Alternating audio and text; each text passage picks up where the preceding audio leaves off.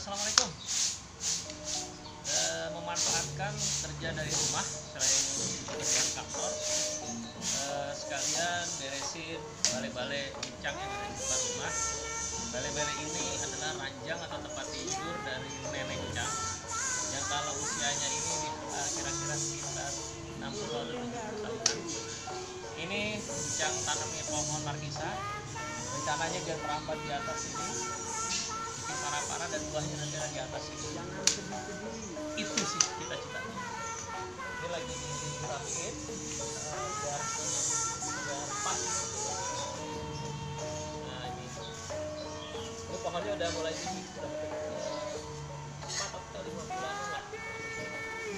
Nggak sampai, ini berapa lama Mikul ya? Udah ini kita bikin berapa? 3 bulan ada ya? 3 bulanan. Mudah-mudahan kalau hasil udah tinggal biar puas.